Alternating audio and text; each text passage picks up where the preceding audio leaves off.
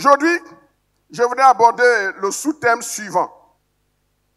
Le profil biblique et théologique du ministère d'anciens. Que dit la Bible sur le ministère d'anciens? Que dit la théologie, c'est-à-dire l'étude sur les choses de Dieu de façon approfondie? C'est ce qu'on appelle la théologie. La Bible peut dire ce qui est écrit, mais la théologie va au-delà de ce qui est écrit et va expliquer pourquoi c'est écrit, comment c'est écrit, pour qui c'est écrit et comment appliquer. C'est ce qu'on appelle théologie. Est-ce que vous êtes là? Quel est le but de cet enseignement de cette semaine? Le but, il est à 3 niveaux. 1. Interpeller les futurs anciens diacres et diaconesses au-delà de la joie qui les anime et qui les animera la semaine prochaine, les interpeller, les pousser à connaître et à réaliser le poids et les lourdes responsabilités qui vont désormais peser sur leurs frêles épaules, sur leurs petites épaules. Responsabilité morale, responsabilité spirituelle, responsabilité sur le plan administratif, responsabilité sur le plan de la gestion, responsabilité sur le plan financier et économique. On ne devient pas ancien qui veut et on ne devient pas ancien comment? Quand tu es ancien, quand il y a un problème spirituel, tu dois être capable de te lever pour apporter une solution. S'il y a un problème administratif, tu dois être capable de le régler. S'il y a un problème financier et matériel, comme je vais lancer l'appel tout à l'heure, avant la fin du culte, en dehors de mon message, il faut que tu sois capable de te lever. Les premiers à porter le fardeau de l'Église, ce sont d'abord les pasteurs. Deuxièmement, ce sont les anciens. Troisièmement, ce sont les diacres et diaconesses. Et quatrièmement, le peuple. Si tu es responsable et que devant une situation, tu n'es pas capable de payer le prix, apporter un sacrifice, tu n'es pas digne d'être jugé, d'être ancien, diacre et diaconesse. Est-ce que quelqu'un peut me dire un amen? Deuxième but, interpeller les futurs anciens, diacres et diaconesses, que être responsable, être ancien, ne doit pas leur faire peur à cause du poids. Mais ils doivent savoir comprendre et compter sur Dieu. Comptez sur Dieu. Pour réaliser et réussir votre mission, vous devez apprendre à compter sur Dieu. Troisième et dernier but, amener ceux qui sont sur la liste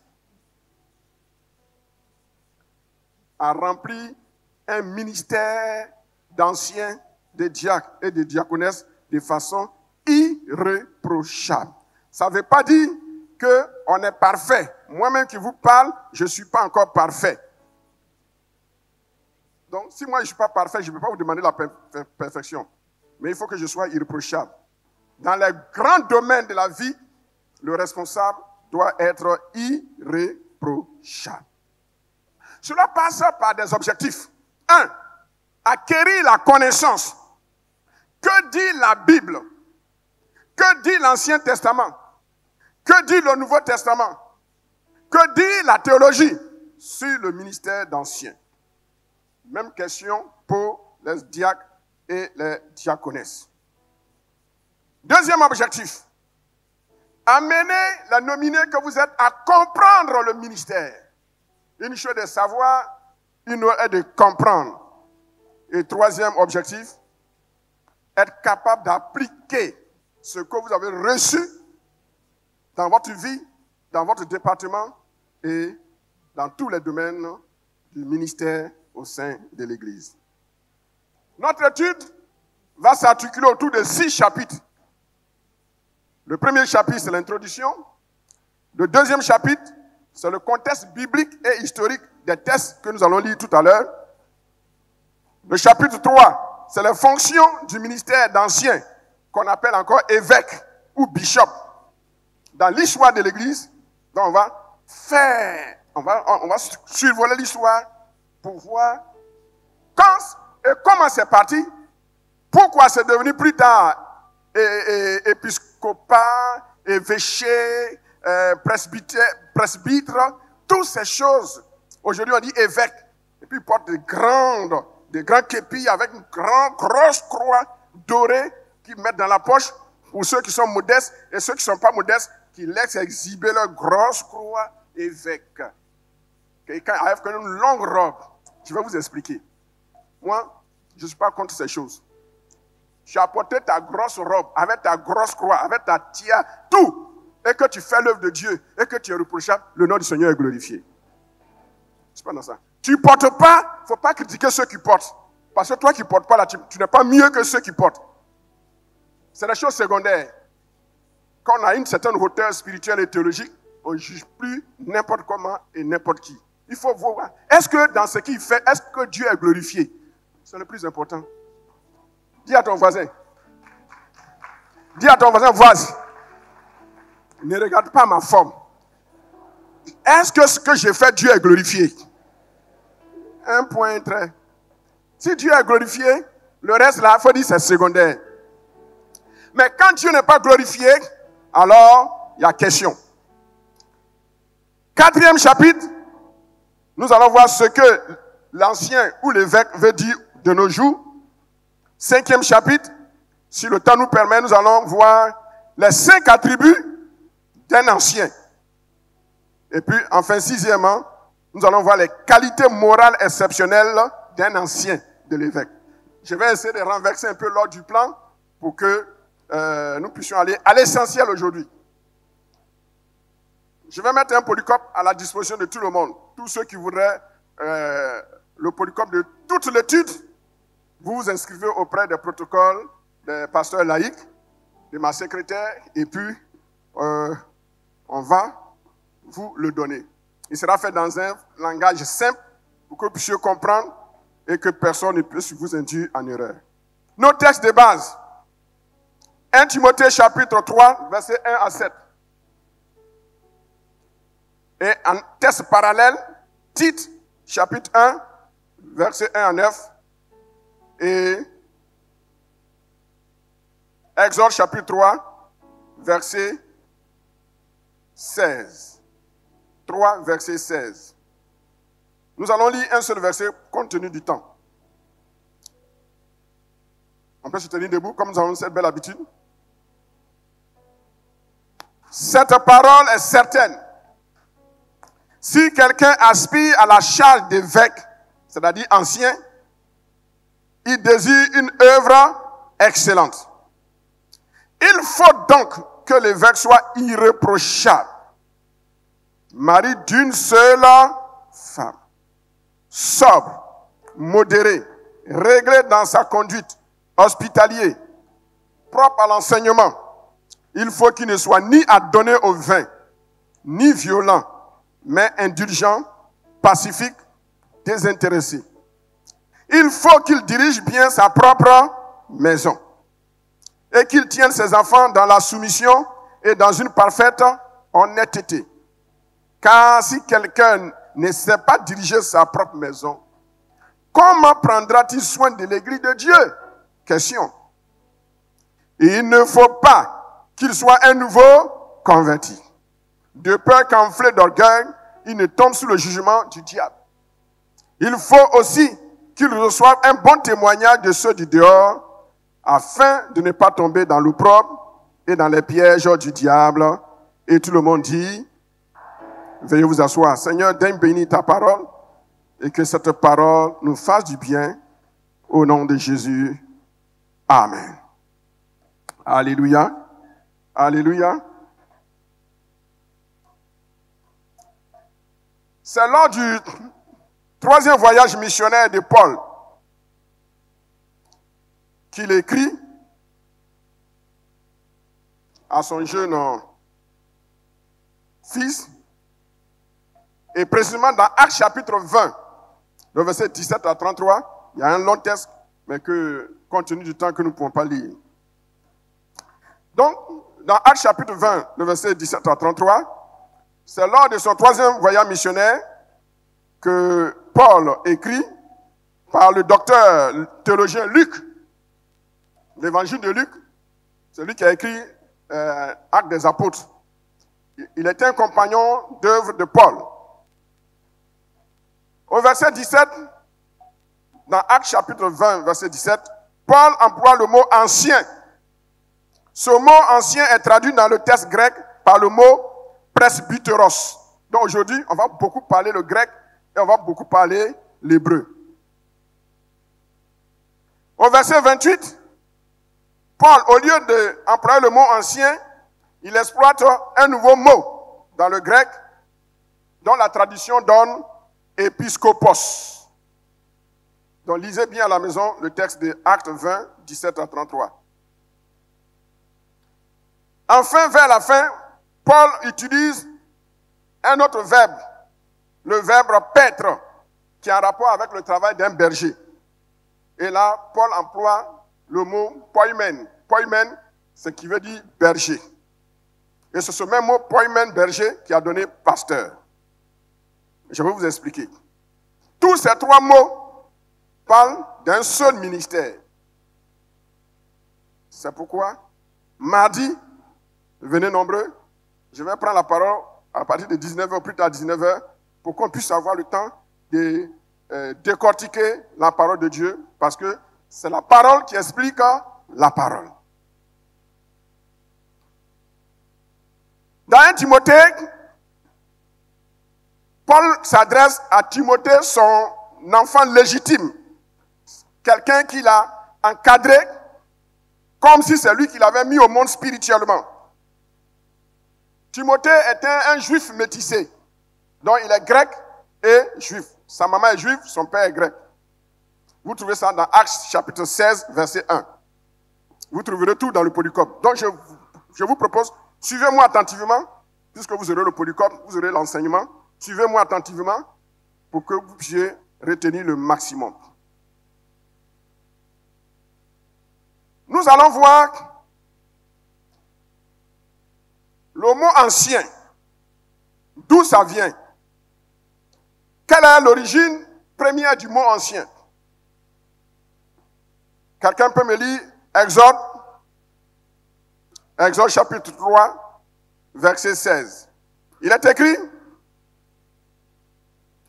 c'est Moïse qui parle. Va, rassemble les anciens d'Israël et dis-leur, l'Éternel, le Dieu de vos pères, m'est apparu, le Dieu d'Abraham, d'Isaac et de Jacob. Il a dit, je vous ai vu et j'ai vu ce qu'on vous fait en Égypte. Et j'ai dit, je vous ferai monter de l'Égypte où vous souffrez dans le pays des Cananéens, Hétiens, des Amoréens, des Phérésiens, etc., etc. Voici l'origine du mot ancien qui a donné plus tard le ministère d'ancien dans le Nouveau Testament. Voici son origine. Dans l'Ancien Testament, le mot ancien a sa source dans l'hébreu et c'est le mot zaken. Dis avec moi zaken. Zaken signifie une personne âgée. Zaken est traduit par un sénateur. Donc on est dans le monde politique. On ne choisit pas un jeune comme un sénateur. Zaken signifie gouverneur. Donc un ancien, c'est quelqu'un qui a de la notoriété. C'est quelqu'un qui a de l'autorité. C'est quelqu'un qui a de la connaissance. C'est quelqu'un qui a de l'expérience. C'est quelqu'un qui est âgé dans la vie. Mais pour nous, dans l'église, on nomme pas l'ancien en fonction de son âge physique, mais en fonction de son âge spirituel. Dis amen. Donc, Zaken signifie un député. Zaken signifie un sénateur. Zaken signifie un gouverneur. Quand vous lisez dans Juge chapitre 9, le verset 28, nous sommes dans l'Ancien Testament pour l'instant. On va voir l'origine du mot ancien dans l'Ancien Testament. Dans Juge chapitre 9, le verset 28, c'est le mot Zaken qui est utilisé. Et là, zaken signifie officier, ou commissaire, ou surveillant, ou un superintendant à l'état civil, ou encore un militaire. Mais le mot zaken s'apparente aussi au monde religieux.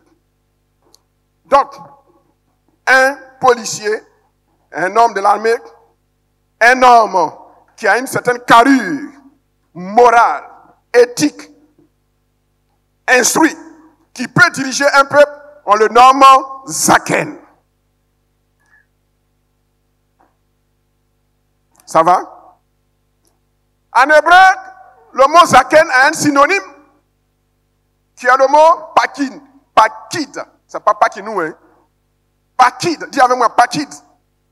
Pakid signifie un officier, un commissaire, un surveillant, un gouverneur, quelqu'un qui est un superintendant. Donc un ancien, c'est quelqu'un à qui on peut confier une zone de l'église pour la surveiller, pour veiller sur elle. Si El Kaba, on avait des annexes, malheureusement on n'en a pas, mais on va commencer à en avoir à partir de cette année et les années à venir. Nous allons commencer à ouvrir des annexes parce que le bureau national nous a donné l'autorisation. On peut sauter une église B et puis aller ouvrir une église à côté. Mais il ne faut pas aller chercher par là pour te mettre à côté de ton voisin. On ne veut pas ça. El Kaba, on n'aime pas par là. On ne provoque pas quelqu'un. C'est nous, on provoque toujours, mais nous, on ne provoque jamais quelqu'un. Je ferme la parenthèse. Donc, un ancien, c'est quelqu'un qui a cette notoriété de gérer une administration, de gérer le Sénat, là où les décisions se prennent, pour encourager les décisions du pouvoir ou pour faire des critiques, mais de façon objective. C'est ça, un pakid ou un zaken. En tant que député et sénateur, l'ancien doit être capable de légiférer sur les affaires de l'Église. Un ancien n'est pas un béni oui-oui. Un ancien n'est pas non plus un opposant. Il y a des gens qui s'opposent parce qu'il faut s'opposer. Vous savez, en général, quand tu n'aimes pas la tête de quelqu'un, dès que la personne dit quelque chose, tu attaques antithèse. Oui, je vais pousser. Parce que tu n'aimes pas sa tête. Ce n'est pas son idée que tu attaques, mais c'est sa personne que tu es en train d'attaquer. Ça, c'est pas bon. Quittez dans ça. Un ancien doit être objectif.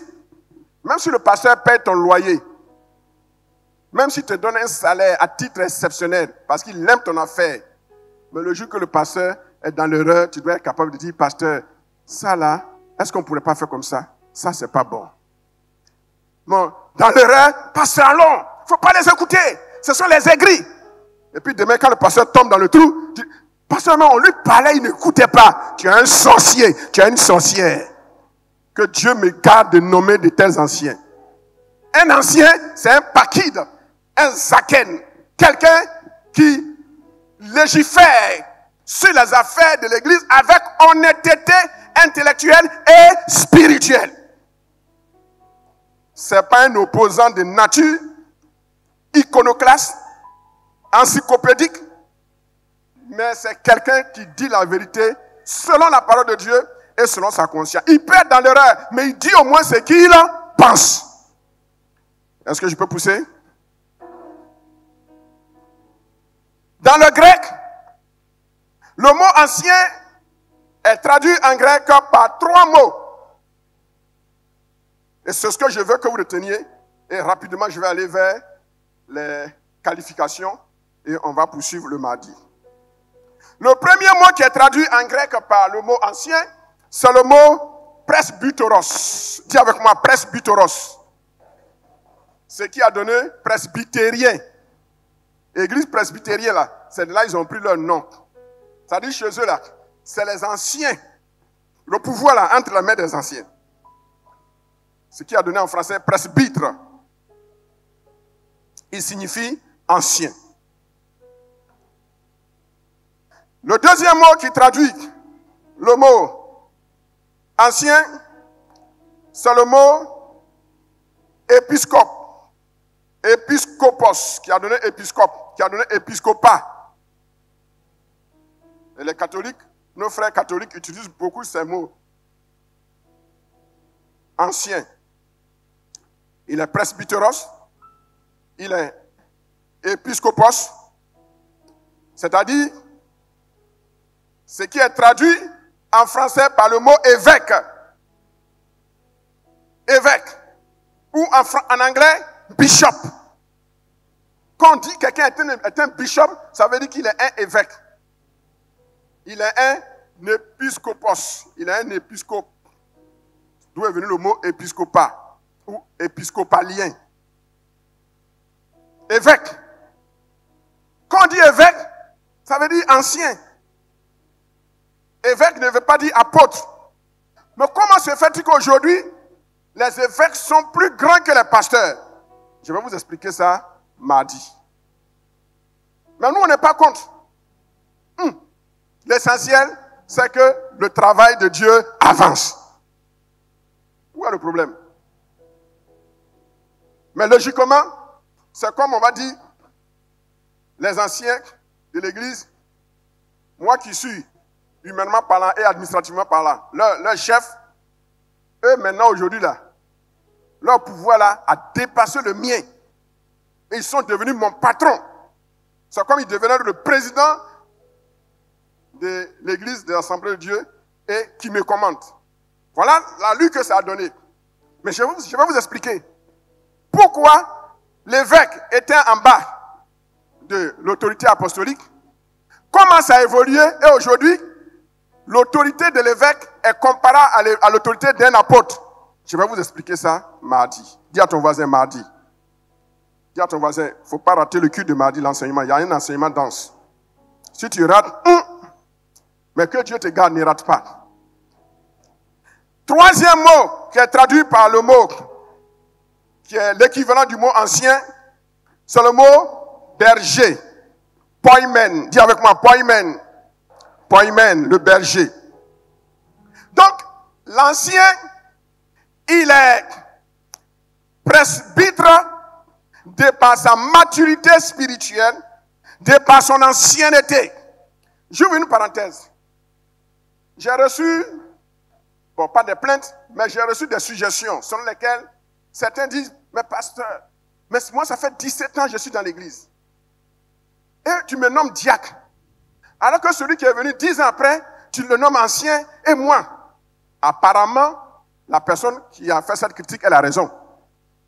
Je dis apparemment, elle a raison. Parce que je n'ai pas encore enseigné à fond sur ce sujet. Comme moi, je suis là dans l'église 17 ans, 18 ans. Tu me nommes diacre. Quelqu'un qui est venu, il a fait 10 ans, souvent même 7 ans, 5 ans, et puis tu le nommes ancien. Est-ce que ce n'est pas une injustice? Apparemment, oui, mais dans le fond, ce n'est pas une injustice.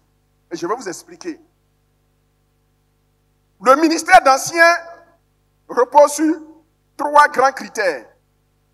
Il y a l'ancienneté dans la foi, la maturité, dans la connaissance de Dieu, dans la vie de l'Église. Ça, c'est le premier critère, mais ce n'est pas tout. Il y a d'autres critères qui viennent. C'est un ministère, ce n'est pas une promotion. Être ancien n'est pas une promotion. C'est un ministère qu'on reconnaît en toi. Le diacre, c'est un ministère. Il n'est pas inférieur au diacre, à l'ancien. Il n'est pas inférieur au pasteur. C'est sa position. Est-ce que vous comprenez? Ce n'est pas une histoire de poussin qui grandit, devient poulet, et après devient coq. Non, ce n'est pas une question d'évolution. C'est une question de ministère. Est-ce que vous comprenez? Et les pasteurs ont commencé à vous enseigner, ceux qui m'ont précédé, ils ont montré quelles sont les caractéristiques pour être ancien. Il faut être du moins diacre, diaconal et responsable. Est-ce que je me fais bien comprendre? Pour devenir ancien, ce n'est pas une promotion graduelle. Tu peux venir 2 ans, 4 ans, on t'observe, même 1 an. Parce que tu es venu avec le statut de ministère d'ancien, on t'observe 1 an, 2 ans, 3 ans, on peut te nommer ancien. C'est-à-dire, on réactive ce que tu es. On ne te donne pas une promotion parce que tu as duré. Non, non, non. Ce n'est pas une question de promotion. Est-ce qu'on s'entend très bien? Est-ce qu'on s'entend très bien? Ce n'est pas une question de promotion. C'est une question de ministère qu'on découvre en toi. Est-ce que vous me suivez? Donc ici, quand on est ancien, il faut refléter une carrure de maturité. Il faut avoir une carrure spirituelle. Quelqu'un qui ne connaît pas l'église, il est nouvellement converti, et puis on le nomme ancien. Même s'il a les dons, on ne le nomme pas. Il faut qu'il fasse ses preuves. Donc, ici, le mot presbytre, presbyteros, a un rapport avec le côté maturité. Je veux que vous reteniez le mot maturité et non durée dans l'église. Maturité. Donc, l'ancien doit être quelqu'un de mûr. Et Moïse avait choisi combien? 70 à ses côtés.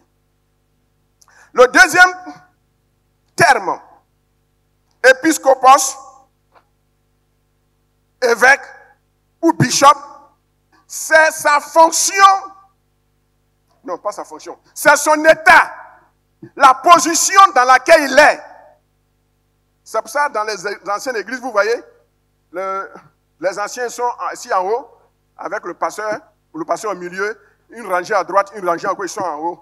Et étant en haut, ils suivaient l'église. Normalement, moi, je devais être assis ici.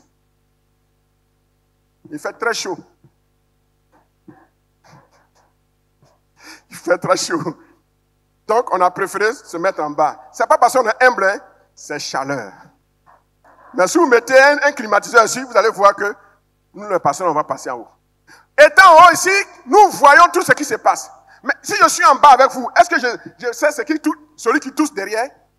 Est-ce que le visage des uns des autres, je vois? Je ne vois pas. On avait une chrétienne, elle n'est plus là. Donc, mais il ne faut pas dire à quelqu'un. Ceux qui sont sur la chair ici, son visage, si tu n'es pas rempli de cet esprit, son regard là, ça te déconcentre.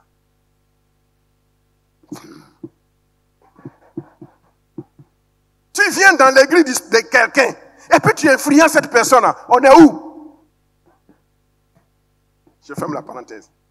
Donc, quand on est ici, l'épiscope, quand il est ici, l'évêque, il voit ce qui se passe. Si quelqu'un est absent, il sait que... Vous voyez. Ma fille, Madame Zézé, si elle n'est pas là, je sais qu'elle n'est pas là. Mais si elle s'asseyait au milieu de la foule là-bas, je n'aurais jamais su. Vous voyez. Et souvent, il appelle, elle dit non, j'ai tel problème, telle chose. C'est le rôle d'un épiscope. Il doit savoir qui n'est pas venu à l'église aujourd'hui. Les anciens, ce n'est pas pour distribuer la Sainte Seine. C'est plus que ça. Donnez-moi un amen. Combien de chrétiens vous visitez dans la semaine et dans le mois? Question.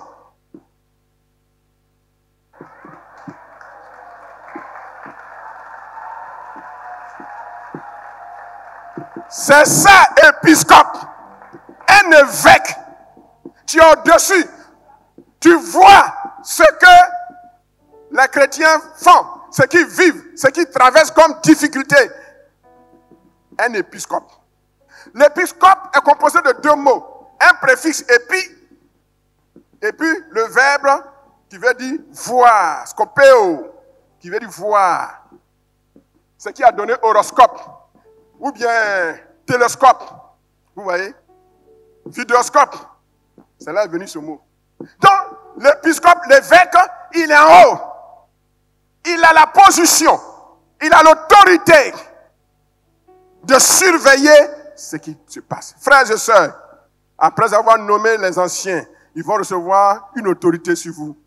De vous surveiller, pas vous épier, mais veiller sur vous. Vous avez un problème, vous vous ouvrez à eux.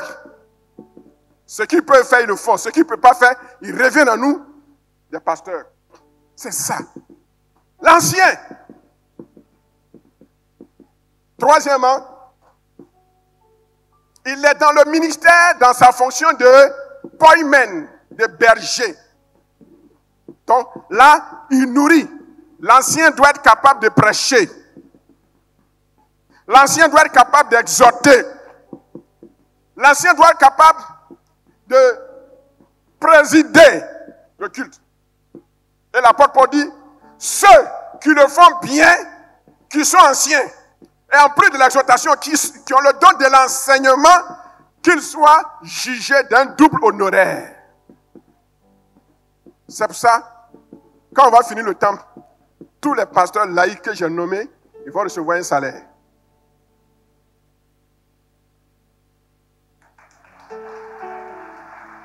C'est la Bible qui le dit. C'est la Bible qui le dit. C'est la Bible qui le dit, c'est pas moi. C'est la Bible. Donc, quand quelqu'un s'investit dans l'œuvre de Dieu, au-delà des fonctions qu'on lui a assignées, il enseigne, il exhorte, il enseigne, il prie, il chasse les démons. Un tel frère, il ne faut pas seulement le féliciter par la bouche, mais il faut aussi le féliciter par la poche. C'est ce que l'apôtre Paul dit. L'ancien est un berger local.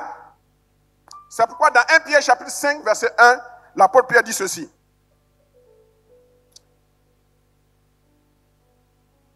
Il dit, l'exhortation que j'adresse aux anciens qui sont parmi vous, moi, ancien comme eux. Donc ici à El Kabod, je ne suis pas seulement pasteur principal, mais avant d'être pasteur principal, je suis d'abord ancien. Nous les pasteurs, à El Kabod ici, nous sommes des anciens. Mais quand on sort de El Kabod, on n'est plus ancien. On est quoi? On est pasteur. Est-ce que vous voyez la différence? Le grand apôtre Paul, le grand apôtre Pierre, il dit que lui, il est ancien, comme les autres anciens. C'est ça, c'est l'humilité qui doit caractériser le pasteur. Je n'aime pas l'expression « moi pasteur hein, », des anciens. C'est pas bon. Oh, on l'a plus ou moins dit. C'est par erreur ou bien par tic ou bien par erreur, par faiblesse de langage ou bien par ignorance. Les anciens, un vrai ancien, il est pasteur local. La différence entre les anciens et nous, on a eu une formation théologique approfondie. Donc à ce niveau-là, on est un peu mieux qualifié, outillé qu'eux. Deux, nous on a laissé notre travail, l'Église s'occupe de nous. Voici la différence entre un ancien et un pasteur. En dehors de ça, il n'y a pas de grande différence. Bon, on peut ajouter une troisième différence. Notre ministère est de portée universelle et le ministère des anciens est de portée locale. Voici les trois grandes différences. Mais un ancien peut avoir un don spirituel, prophétique, plus dense que toi, pasteur principal. Je ne dirai pas long. Ma plus proche voisine,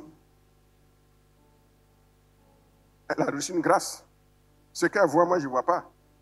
Mais en théologie, ce que je connais, là, elle ne connaît pas.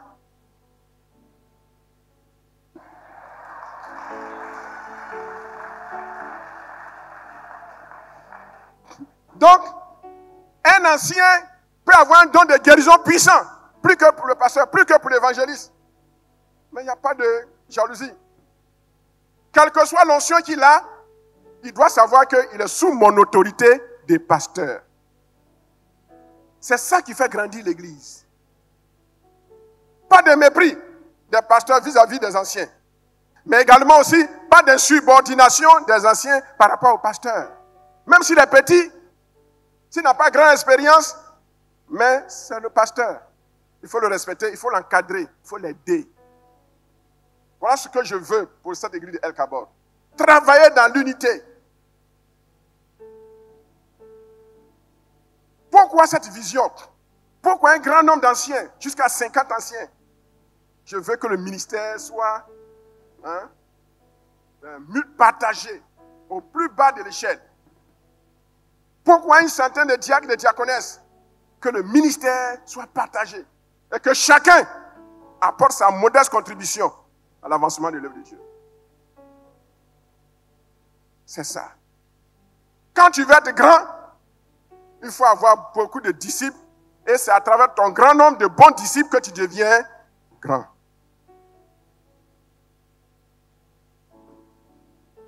La fonction de berger.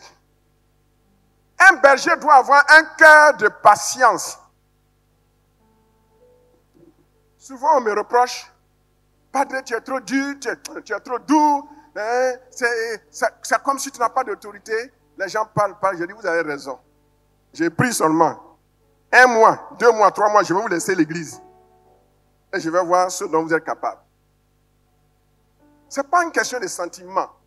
C'est une question de cœur. Quand Dieu t'a donné le cœur de berger, tu es patient dans l'exécution de la discipline. On ne gère pas les hommes avec la discipline. Mais la discipline a sa place.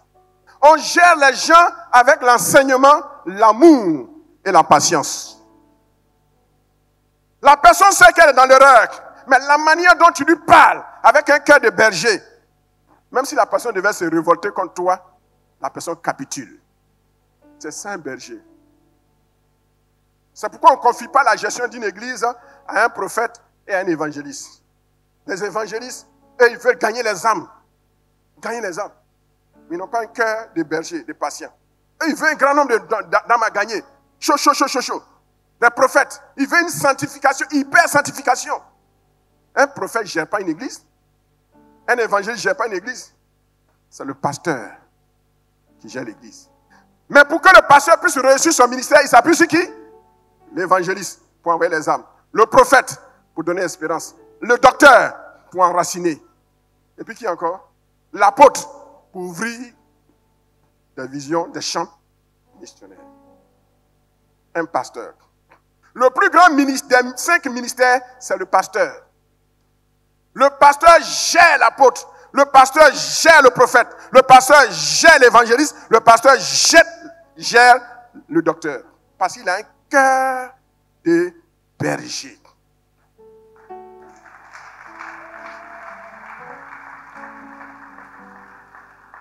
L'apôtre est tout le temps parti. L'apôtre, il a une vision extérieure. L'évangéliste a une vision extérieure, ouvrir. Prophète, il veut amener les gens au ciel. Alors, il oublie qu'on est encore sur la terre.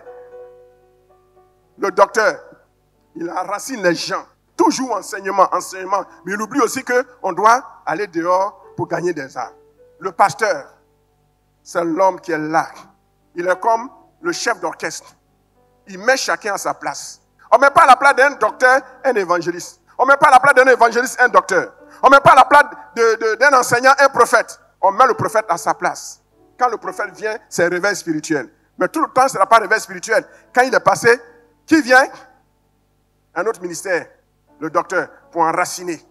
L'évangéliste, il s'en va gagner les âmes. Par son ministère, il attire les foules. Mais quand les foules viennent, qui les fait asseoir? Ce n'est pas lui, c'est le travail du pasteur. Le pasteur, il est comme le tonton de la maison. Le pasteur, il est comme la tante de la maison, la bergère. Il doit avoir un cœur large. Un pasteur qui n'a pas un cœur large, il va mettre tout le monde sous discipline.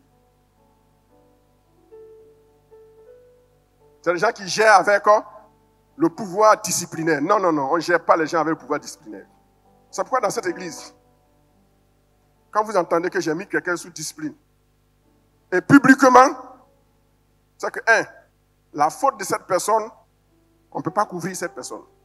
2, la faute est tellement grave qu'on ne peut pas la couvrir, mais la personne a eu une attitude de rebelle.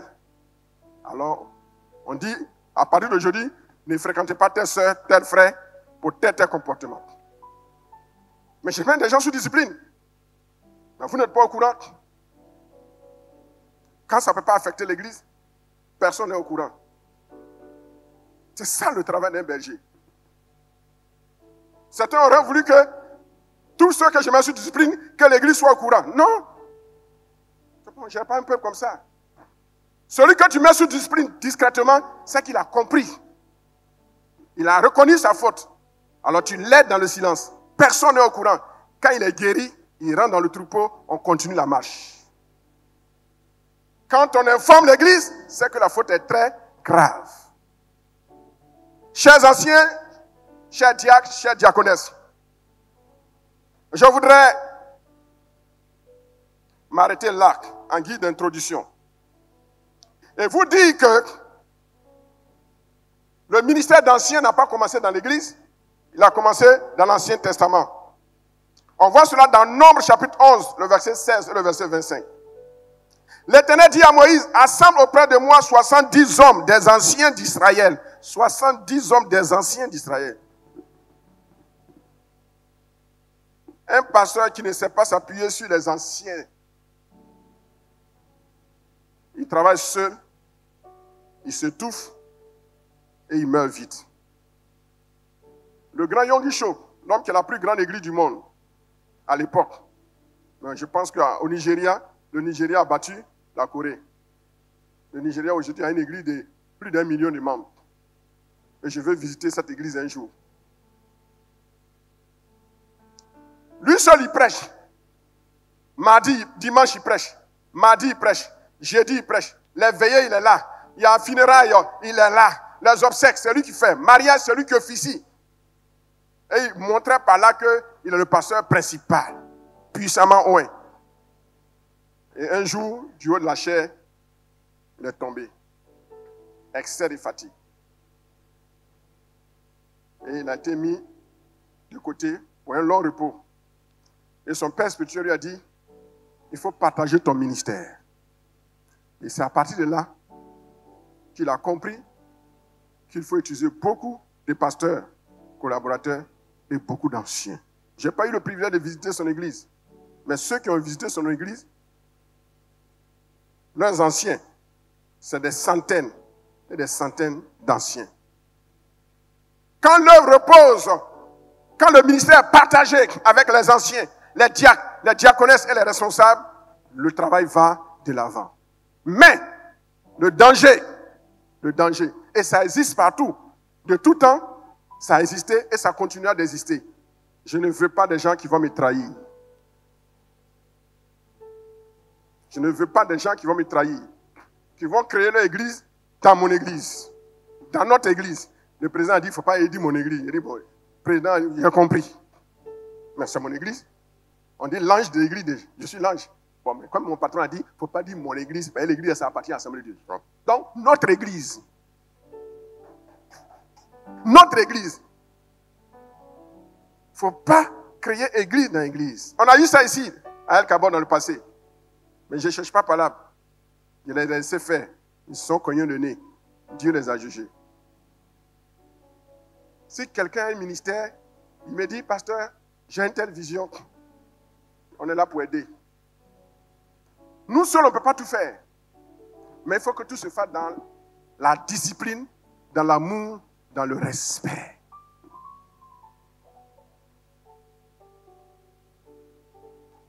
Quand vous voulez partir, partez avec ma bénédiction. Il y a un qui est parti sans ma bénédiction. Il s'est cogné le nez. Mais il a eu l'humilité. Il est revenu me demander pardon. J'ai dit, tu es pardonné.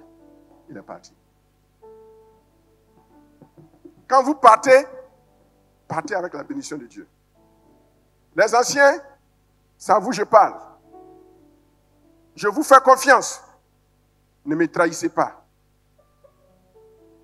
Parmi vous, je sais, ceux à qui Dieu m'a dit, celui-là a un ministère. Laisse-le partir. Quand le temps viendra, je laisserai partir certains. Mais ne me trahissez pas. Parce que je vais investir toute ma confiance en vous. Mon épouse et moi. On va s'investir en vous. Le corps pastoral, on va s'investir en vous. Mais ne nous trahissez pas. On s'entend très bien. Je vous fais confiance. Vous allez veiller sur le troupeau avec nous. Nous rendre compte. Ne gardez jamais des informations secrètes pour vous. La seule personne qui doit être informée de toute information que de tierces personnes ne doivent pas connaître, c'est le pasteur principal. Et c'est à moi d'apprécier, de la partager avec mes collègues immédiats ou les membres du conseil ou toute l'église. Vous n'avez pas le droit de garder des secrets des fidèles. Le jour que je vais apprendre qu'un chrétien va me dire, j'ai dit ça à tel pasteur, que ce dernier sache qu'il m'a trahi. Le jour que je vais apprendre qu'un ancien, un chrétien va me dire, pasteur, mais j'ai dit ça à tel ancien, je lui ai dit ça, et comme vous ne m'avez pas fait le compte rendu, sachez que ce jour-là, vous m'aurez trahi. Le contrat va s'arrêter. Que le Seigneur nous bénisse. Vous avez été édifié? Partagez ce message et transformez une vie. Pour plus d'enseignements, abonnez-vous à nos pages. Que Dieu vous bénisse.